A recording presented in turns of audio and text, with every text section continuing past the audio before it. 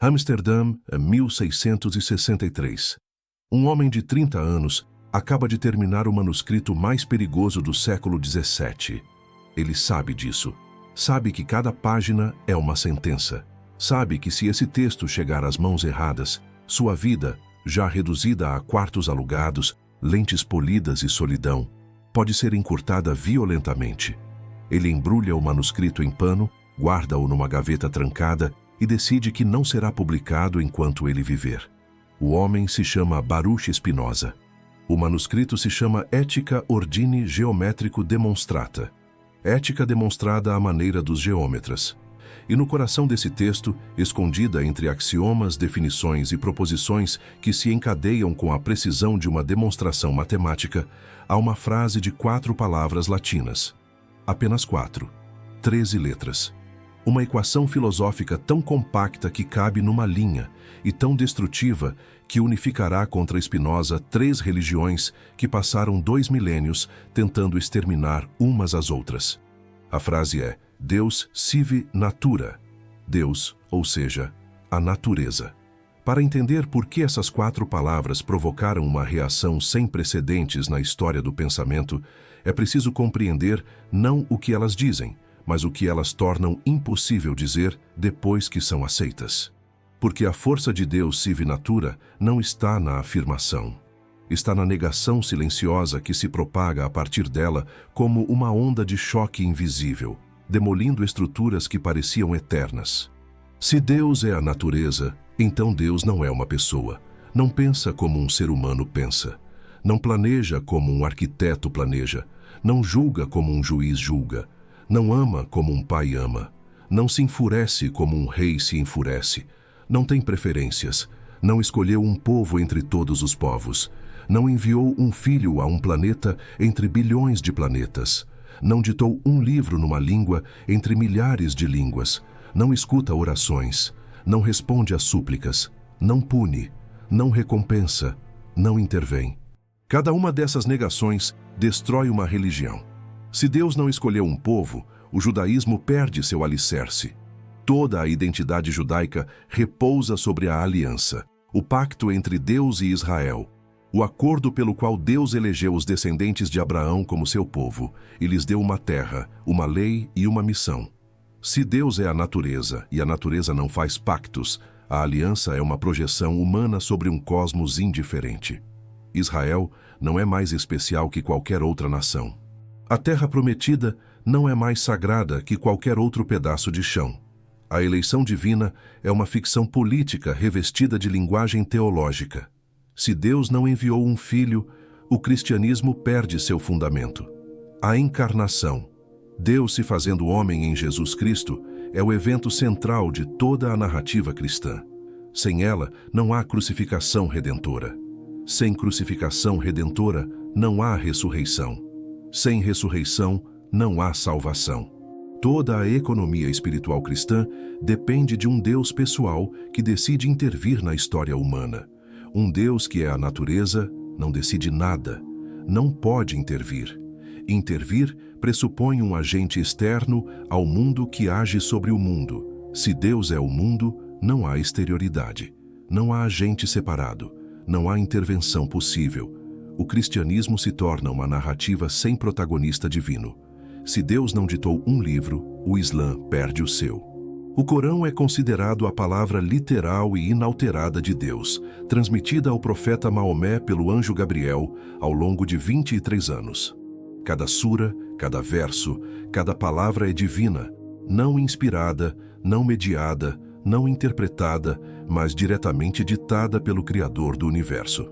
Se Deus é a natureza e a natureza não fala, o Corão é uma obra humana. Por mais extraordinária que seja, por mais poeticamente poderosa, por mais moralmente inspiradora, é humana. E uma obra humana pode ser questionada, criticada, revisada. Algo que a ortodoxia islâmica não admite sob nenhuma circunstância. 3 religiões.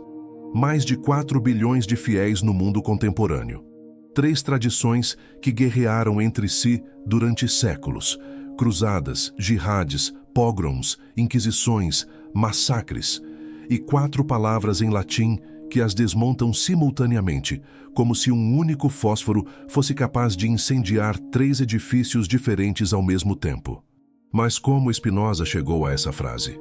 Não por impulso iconoclasta, não por ressentimento contra a sinagoga que o excomungara 7 anos antes, não por desejo adolescente de chocar. Chegou a ela por lógica, uma lógica tão impecável que começa com uma premissa que nenhum teólogo, de nenhuma religião, poderia rejeitar sem destruir sua própria teologia. A premissa é esta: Deus é infinito. Parece inofensivo.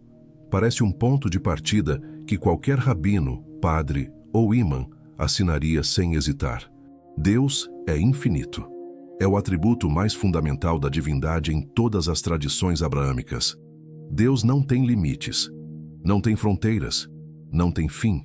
Negar a infinitude de Deus é negar a essência de Deus. Spinoza aceitou essa premissa completamente. E então, extraiu dela uma consequência que ninguém, em 2 milênios de teologia, tivera a coragem ou a lucidez de articular.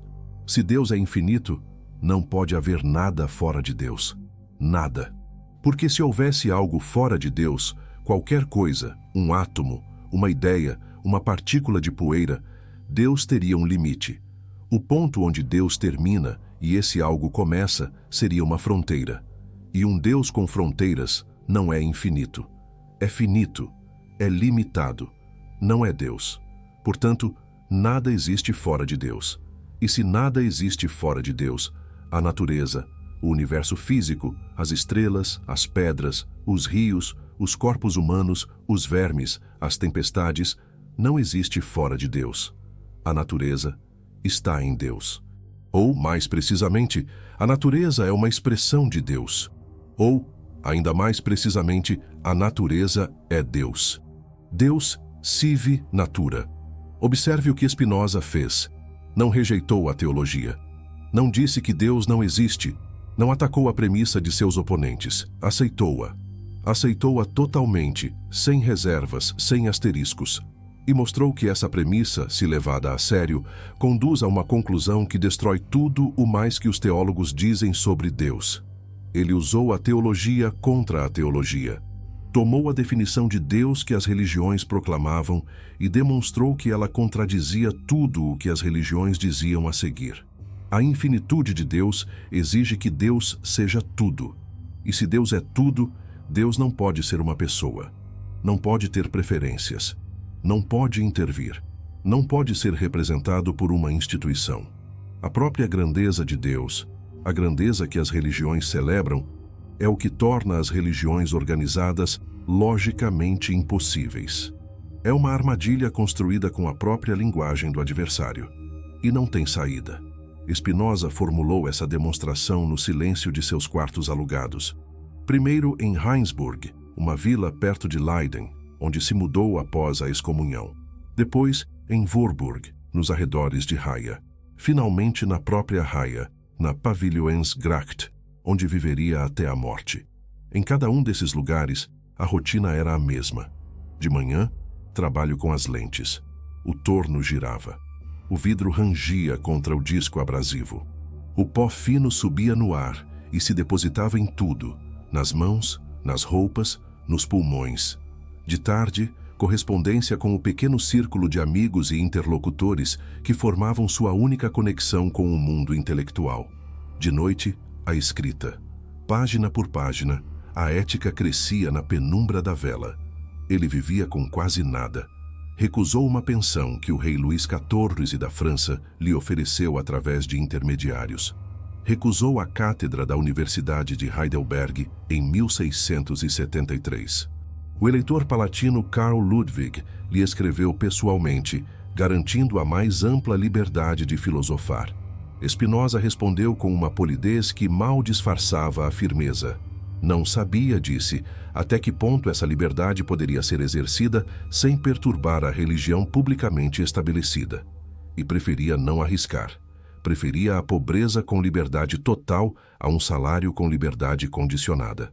Essa recusa é, talvez, o gesto mais revelador de sua vida. Porque mostra que Spinoza compreendia perfeitamente a natureza do que estava fazendo. Não era um acadêmico buscando reconhecimento. Não era um herege buscando atenção. Era um homem que havia descoberto algo verdadeiro e sabia que a verdade não podia ser dita sob condições impostas por quem tinha interesse em suprimi-la. A liberdade de pensamento para Spinoza não era um luxo. Era o pré-requisito da filosofia. E qualquer compromisso, qualquer cátedra aceita, qualquer patronagem recebida, qualquer obrigação contraída, era uma corrente invisível que limitaria o alcance do pensamento. Enquanto isso, o mundo lá fora reagia ao pouco que já havia vazado de suas ideias. A primeira reação veio de sua própria comunidade. O Schering de 27 de julho de 1656 foi apenas o começo. Quando fragmentos das ideias de Spinoza começaram a circular, em cartas copiadas, em conversas em tavernas e livrarias, em manuscritos que passavam de mão em mão, as sinagogas sefarditas da Europa reforçaram a condenação. Spinoza não era apenas um herege individual, era um sintoma, a prova de que a liberdade holandesa podia produzir monstros intelectuais que a comunidade precisava extirpar antes que contaminassem os jovens. A segunda reação veio dos cristãos. Em 1670, 7 anos antes de sua morte, Spinoza publicou o Tractatus Theologico-Politicus, anonimamente com editora fictícia, impressa em Amsterdã, mas com Hamburgo na capa. Mesmo sem nome de autor, a identidade foi rapidamente descoberta. A Igreja Reformada Holandesa exigiu a proibição imediata. Os estados da Holanda baniram o livro em 1674.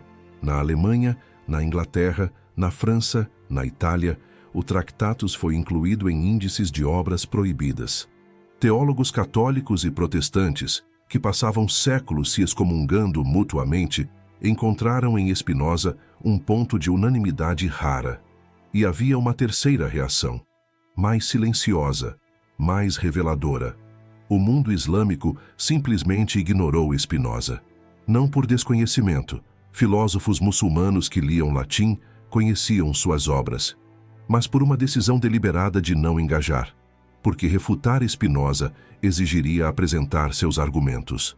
E apresentar seus argumentos significava arriscar que alguém os achasse convincentes. O silêncio era mais seguro que a refutação. A ausência de tradução árabe da Ética durante séculos não foi acidental. Foi estratégica, essa tripla reação: excomunhão judaica, proibição cristã, silêncio islâmico. É, em si mesma, uma prova extraordinária. Quando 3 civilizações que dedicaram séculos a destruir umas às outras concordam em rejeitar a mesma ideia, a ideia tocou em algo que todas compartilham. E o que todas compartilham é precisamente o que Spinoza atacou: a existência de um Deus pessoal que pode ser representado por instituições terrestres. Mas a história de Deus sive natura não terminou na rejeição, porque a ideia, uma vez formulada, não pôde ser desinventada. As cópias circularam. Foram lidas em segredo por filósofos que depois fingiam não as ter lido. Foram debatidas em correspondências cifradas. E ao longo das décadas e dos séculos, algo inesperado aconteceu. A frase que deveria ter morrido com seu autor começou a crescer.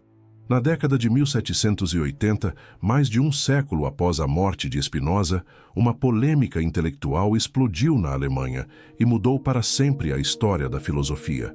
Ficou conhecida como Pantheismusstreit, a querela do panteísmo.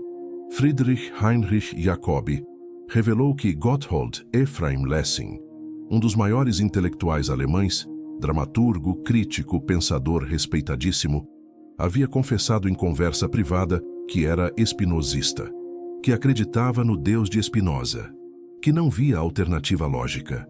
A revelação provocou um terremoto, porque se Lessing, o modelo da racionalidade iluminista, era espinosista, então o iluminismo inteiro conduzia ao espinosismo. A razão levada às últimas consequências chegava inevitavelmente à conclusão de Spinoza. E essa conclusão, Deus é a natureza é Deus, era considerada ateísmo disfarçado pela teologia oficial. Jacobi usou essa revelação para argumentar que a razão pura era perigosa, que levava ao determinismo, ao panteísmo, à negação do Deus pessoal. que a única salvação era o salto de fé, a renúncia à razão em favor da crença. Mas o efeito foi o oposto do pretendido. Em vez de desacreditar Spinoza, a polêmica o tornou o centro do debate filosófico europeu. Todos precisaram se posicionar, a favor ou contra, espinosista ou anti-espinosista. Não havia posição neutra.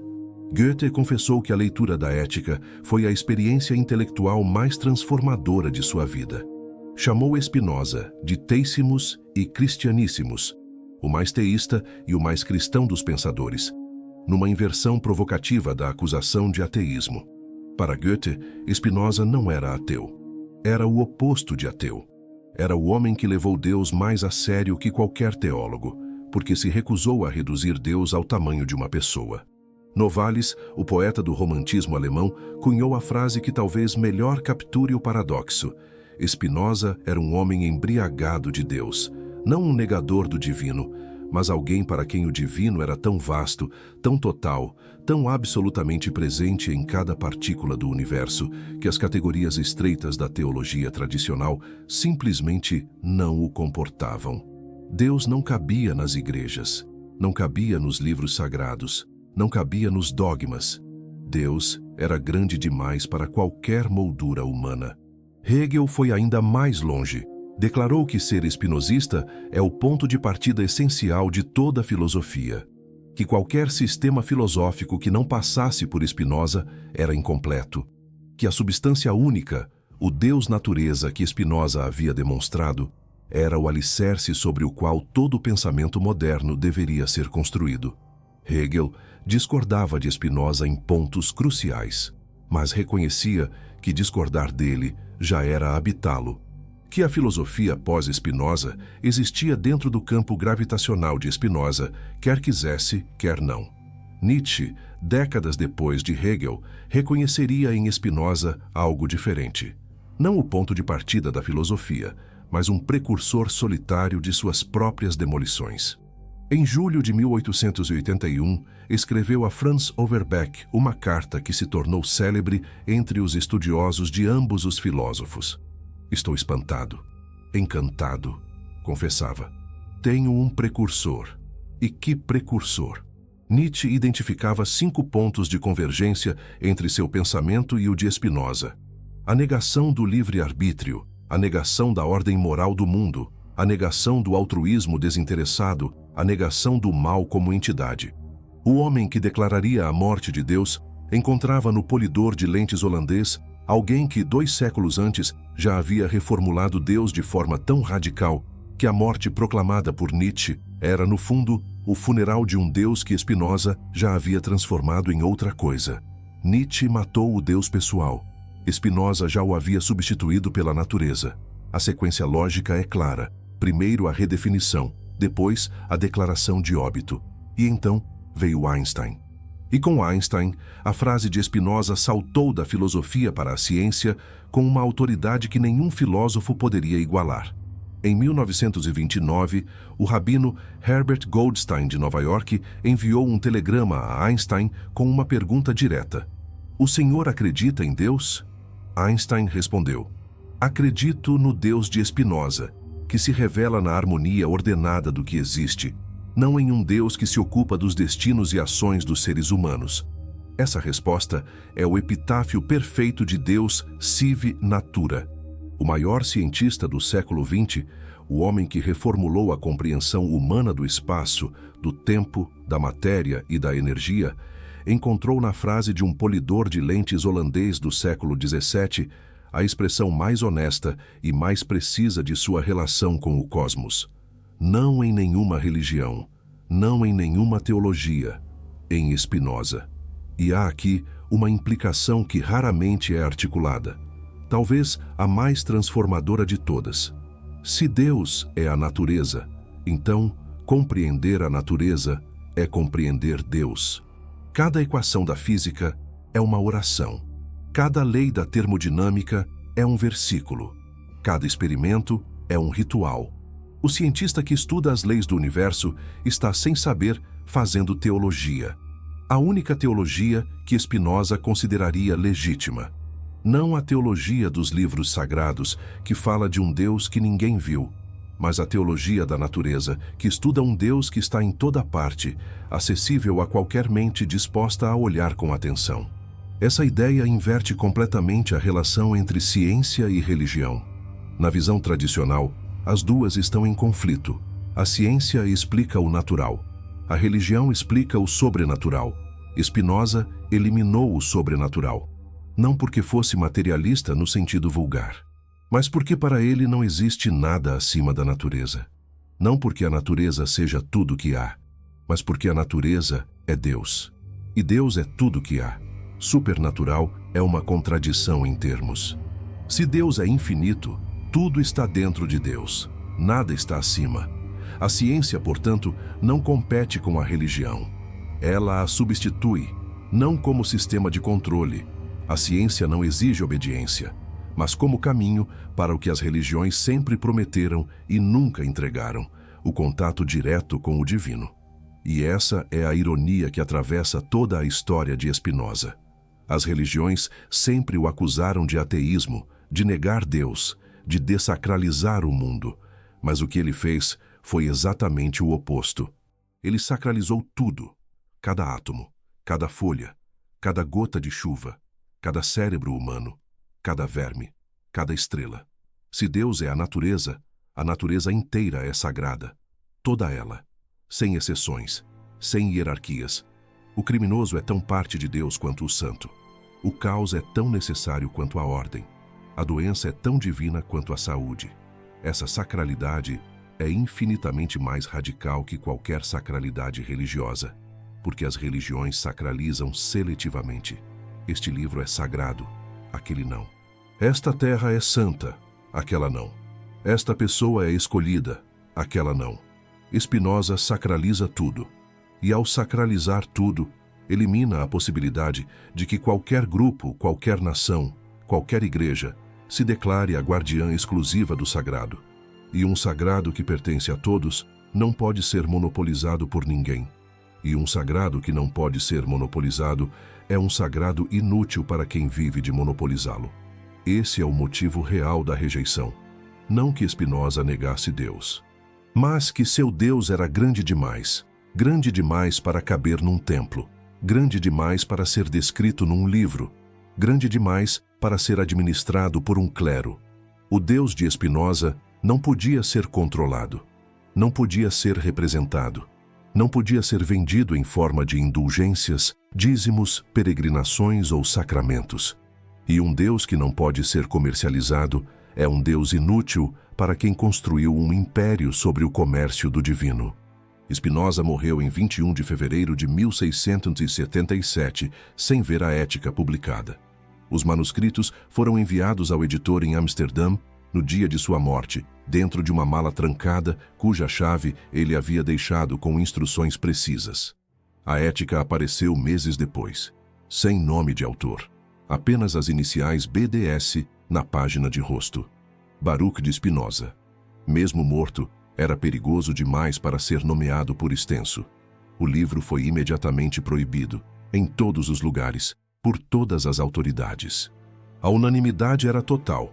E essa unanimidade, mais que qualquer argumento filosófico, é a prova definitiva de que Spinoza havia encontrado algo verdadeiro. Porque uma ideia que incomoda apenas uma facção pode estar errada. Mas uma ideia que incomoda todas as facções simultaneamente, que une inimigos milenares na mesma fúria, que provoca católicos, protestantes, calvinistas, judeus e muçulmanos a concordarem pela primeira e talvez única vez na história, essa ideia tocou em algo que todas as facções compartilham e todas precisam proteger. Mas os livros proibidos são os que mais circulam. As cópias da Ética passaram de mão em mão. Foram escondidas em bibliotecas privadas. Foram lidas à luz de velas em quartos trancados por filósofos que sentiam, a cada página, o solo da certeza se dissolver sob seus pés. E ao longo dos séculos, a frase de 4 palavras penetrou o pensamento ocidental como uma raiz que cresce por baixo do pavimento, invisível na superfície, mas transformando a estrutura por dentro. Hoje, em Amsterdã, Perto da casa onde Spinoza viveu nos anos anteriores à excomunhão, há uma estátua dele. É discreta, quase esquecida entre os canais e as bicicletas. Poucos turistas param para olhá-la. Menos ainda sabem que o homem representado naquela pedra formulou uma ideia que 3 religiões tentaram apagar e que o maior cientista do século XX adotou como sua profissão de fé. Deus sive natura. A natureza é Deus. Deus é a natureza. E entre essas duas afirmações idênticas, toda a história da religião organizada se torna um longo e elaborado desvio da verdade. Um desvio construído por milênios de poder institucional, de manipulação do medo, de monopólio do sagrado. Um desvio tão antigo e tão enraizado que parece ser o caminho principal. Mas não é. O caminho principal é mais curto, mais limpo, mais honesto. E cabe em 4 palavras. Spinoza viu isso, disse isso, e pagou com tudo o que tinha, que era quase nada, e por isso mesmo era tudo. Pagou com a comunidade, com a família, com o conforto, com a saúde. Recebeu em troca a única coisa que considerava valiosa, a liberdade de pensar sem limite, sem condição, sem compromisso com nenhum poder que exigisse que a verdade fosse deformada para caber nos seus interesses. E a pergunta que ele nos deixou é talvez a mais simples e a mais devastadora de toda a filosofia. Se tudo é Deus, por que nos ajoelhamos diante de apenas uma parte? A estátua em Amsterdã ainda está lá. Olha para baixo, pensa e espera. Espera que alguém passe, pare, leia o nome na base e sinta por um instante o tremor que 4 palavras em latim provocaram no mundo há 350 anos. Um tremor que não parou, que não vai parar. Porque a verdade, quando é verdade, não precisa de igrejas para sobreviver. Não precisa de templos, não precisa de sacerdotes. Precisa apenas de uma mente disposta a pensá-la. Mas há algo que Spinoza descobriu sobre as consequências dessa equação, sobre o que acontece quando se remove o Deus pessoal do centro da vida humana, que ele jamais publicou separadamente, que está disperso em cartas privadas e em entrelinhas da ética, e que revela uma visão da existência humana tão radicalmente diferente de tudo o que a civilização ocidental construiu, que mesmo hoje, 350 anos depois, quase ninguém está preparado para encará-la de frente.